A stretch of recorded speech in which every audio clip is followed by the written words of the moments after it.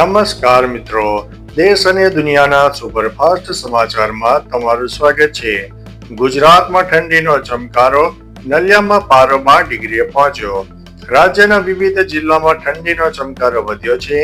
નલિયામાં સૌથી ઓછું 12 ડિગ્રી તાપમાન નોંધાયું છે, જ્યારે અમદાવાદમાં 17.6, ગાંધીનગરમાં 16, રાજકોટમાં 14.3, વડોદરા અને ડીસામાં 15.4, ભાવનગરમાં 19.1 અને સુરતમાં 19.6 ડિગ્રી નોંધાયું છે.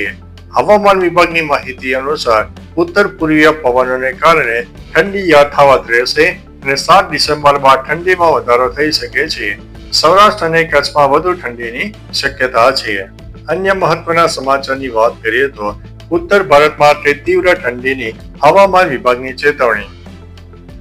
ઉત્તર ભારતમાં તીવ્ર ઠંડીની આગાહી કરતા હવામાન વિભાગે જણાવ્યું છે કે રાજસ્થાન, એમપી અને પંજાબમાં તાપમાન 10 ડિગ્રીથી નીચે રહી શકે છે, જ્યારે હરિયાણા અને ઉત્તર પ્રદેશમાં તીવ્ર ઠંડીનું એલર્ટ આપવામાં આવ્યું છે. રાજસ્થાનના સીકરમાં સૌથી ઓછું 7 ડિગ્રી નોંધાયું છે. એમપીના ભોપાલ, રાજગઢ અને ઇન્દોરમાં ઠંડીમાં વધારો થયો છે, જેમાં રાજગઢમાં 7 ડિગ્રી નોંધાયો છે. છત્તીસગઢના સુરગુજા વિસ્તારમાં પણ ઠંડીનું એલર્ટ આપવામાં આવ્યું છે. અન્ય મહત્વના સમાચારની વાત કરીએ તો અમદાવાદ એરપોર્ટ ઉપર હોબાળો. સતત બીજા દિવસે પણ ઇન્ડિગો ફ્લાઇટના ડખા યથાવત જોવા મળ્યા. મુસાફરો અટવાયા છે અને અમદાવાદ એરપોર્ટ ઉપર મોટો હોબાળો થયો. રાજકોટ વડોદરાની ઇન્ડિગોની 12 ફ્લાઇટ રદ થતા હોબાળો. અમદાવાદમાં ઇન્ડિગો ચોર હે મુર્દાબાદના નારા લાગ્યા. વડોદરાથી મુંબઈ, દિલ્હી અને પુણે સહિત જતા મુસાફરો અટવાયા હતા. અન્ય મહત્વના સમાચારની વાત કરીએ તો રાજકોટ એરપોર્ટ ઉપર 8 ફ્લાઇટો રદ. રાજકોટ ઇન્ટરનેશનલ એરપોર્ટ પર ઇન્ડિગોની ફ્લાઇટ વ્યવસ્થા ફરીથી ખોરવાઈ છે. છેલ્લા 2 દિવસથી ફ્લાઇટ મોડી પડવાની અને રદ થવાની પરિસ્થિતિ વચ્ચે પણ કુલ 8 ફ્લાઇટો કેન્સલ થઈ હતી. દિલ્હી, મુંબઈ, ગોવા, હૈદરાબાદ અને બેંગ્લોર જતી ઉડાનો રદ થતા મુસાફરો મુશ્કેલીમાં મુકાયા. હાલ એર ઇન્ડિયા માત્ર મુંબઈની 2 અને દિલ્હીની 1 ફ્લાઇટનું સંચાલન કરી રહી છે. સતત રદ થતી ઉડાનને કારણે મુસાફરોમાં ભારે નારાજગી છે. અન્ય મહત્વના સમાચારની વાત કરીએ તો અમદાવાદની 5 ટ્રેનોમાં તત્કાલ ટિકિટ માટે નવો નિયમ. પશ્ચિમ રેલવે હવે અમદાવાદથી ઉપડતી 5 મહત્વપૂર્ણ ટ્રેનોમાં તત્કાલ બુકિંગ માટે ઓટીપી ફરજિયાત બનાવ્યો છે. રાજધાની, પુણે દુરંતો, વંદે ભારત, હાપા દુરંતો અને શતાબ્દી એક્સપ્રેસમાં આ નિયમ લાગુ કરવામાં આવ્યો છે. હવે મુસાફર દ્વારા આપવામાં આવેલા મોબાઈલ નંબર પર મળેલા ઓટીપીની ચકાસણી કર્યા પછી જ ટિકિટ આપવામાં આવશે. અન્ય મહત્વના સમાચારની વાત કરીએ તો તમે તો આ ચોકલેટ નથી ખાતા ને? રાજકોટમાં વિદેશી બકલાવા ચોકલેટના પેકેટમાંથી 5 થી 6 જીવતી ઈયળ નીકળતા ખળભળાટ મચ્યો છે. FSSAIના નિયમોના ધજાગરા ઉડાવતી આ ચોકલેટ પર ઉત્પાદન કે એક્સપાયરીની ડેટનો કોઈ ઉલ્લેખ નથી. વાયરલ વિડીયો બાદ આરોગ્ય અધિકારી જયેશ વાકાણીએ કડક કાર્યવાહીના સંકેત આપ્યા છે. શહેરમાં આવા પાર્લરો પર સઘન ચેકિંગ હાથ ધરવામાં આવશે અને નિયમ ભંગ કરનારા વિક્રેતાઓ સામે કાયદેસરના પગલાં લેવામાં આવશે. અન્ય મહત્વના સમાચારની વાત કરીએ તો સુભાષ બ્રિજ બંધ, આ રહ્યો વૈકલ્પિક માર્ગ. અમદાવાદનો સુભાષ બ્રિજ 4 ડિસેમ્બરથી 5 દિવસ માટે જાહેર અવર જવર માટે બંધ કરાયો છે.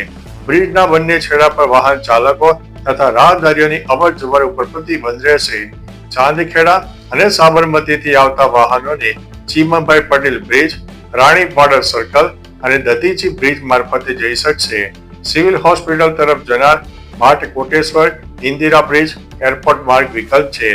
શાહીબાગથી આવનાર નમસ્તે સર્કલ અને દેવજીપુરા માર્ગ પરથી જઈ શકશે.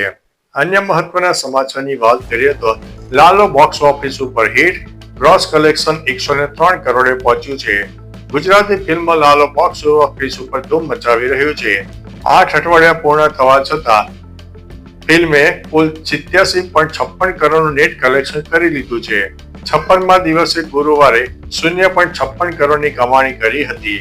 શરૂઆતના 3 સપ્તાહ ધીમા રહ્યા બાદ ચોથા સપ્તાહથી ફિલ્મે ગતિ પકડી હતી.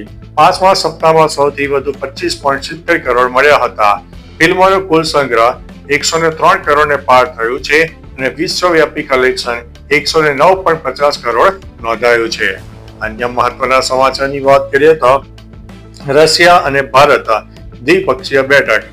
હૈદરાબાદ હાઉસ ખાતે પીએમ મોદી અને પુતિન વચ્ચે દ્વિપક્ષીય વાટાઘાટો ચાલુ છે. મોદીએ કહ્યું છે કે આ મુલાકાત 25 વર્ષ પહેલા શરૂ થઈ. તે સમયે મજબૂત સંબંધોનો પાયો નખાયો. તમે એક સ્વપ્નદ્રષ્ટા નેતાની ભૂમિકા ભજવી છે. અમે હંમેશા કહ્યું છે કે ભારત તટસ્થ રહી શકતું નથી. ભારત શાંતિ માટેના પ્રયાસોની સાથે ઊભું છે. પુતિને કહ્યું છે કે રશિયા પણ શાંતિના સમર્થનમાં છે. શાંતિપૂર્ણ ઉકેલ માટેના પ્રયાસો ચાલુ છે. આર્થિક સંબંધો વધવા જોઈએ. અન્ય મહત્વના સમાચારની વાત કરીએ તો દિલ્હી એરપોર્ટ પર ઇન્ડિગોની તમામ ફ્લાઇટ રદ, સ્થિતિ બેકાબુ. ઇન્ડિગો એરલાઇન્સ માટે સ્થિતિ બેકાબુ બની છે.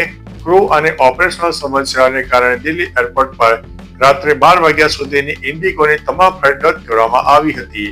દેશભરના એરપોર્ટ ઉપર હજારો મુસાફરો 24 કલાક અટવાયેલા છે. મુસાફરોને તેમનો સામાન પણ સમયસર મળી રહ્યો નથી. ઇન્ડિગોની આ વિકટ પરિસ્થિતિથી એવિએશન સેક્ટરમાં ભારે હડકંપ મચી ગયો છે. અન્ય મહત્વના સમાચારની વાત કરીએ તો કચ્છ રણોત્સવ 2025નો શાનદાર પ્રારંભ. મુખ્યમંત્રી ભૂપેન્દ્રભાઈ પટેલે ઘોડોથી કચ્છ રણોત્સવ 2025નો ભવ્ય પ્રારંભ કરાવ્યો. આ પ્રસંગે તેમણે લખપત કિલ્લો અને 13 હેરિટેજ વિલેજ સહિતના 179 કરોડના વિકાસ કાર્યોનું લોકાર્પણ કર્યું. ગત વર્ષે 10 લાખ પ્રવાસીઓએ રણોત્સવની મુલાકાત લીધી હતી. મુખ્યમંત્રીએ ઘોડોમાં સરદાર સ્મૃતિ વનનું પણ ઉદ્ઘાટન કર્યું. આ વર્ષનો ઉત્સવ એકત્વ થીમ ઉપર આધારિત છે. અન્ય મહત્વના સમાચારની વાત કરીએ તો 1 ડિગ્રી સાથે રાજસ્થાનનું શિખર શ્રીનગર કરતા પણ ઠંડુ જોવા મળ્યું.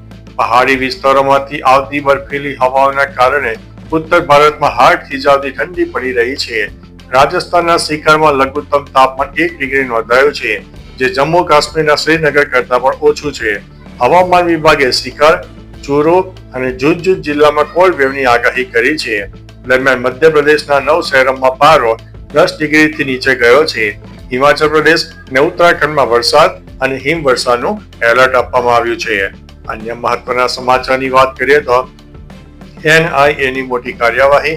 22 સ્થળોએ દરોડા પાડવામાં આવ્યા છે. 4 લોકોની ધરપકડ કરવામાં આવી છે. એનઆઈએ ગેરકાયદેસર હથિયારોની દાણચોરીના આંતરરાજ્ય નેટવર્ક સામે મોટી કાર્યવાહી હાથ ધરી છે. બિહાર, ઉત્તર પ્રદેશ અને હરિયાણામાં 22 સ્થળોએ દરોડા પાડીને 4 આરોપીઓની ધરપકડ કરી છે. તપાસ દરમિયાન ગેરકાયદેસર શસ્ત્રો, દારૂગોળો અને 1 કરોડથી વધુ રોકડ અને ડિજિટલ ઉપકરણો જપ્ત કર્યા છે.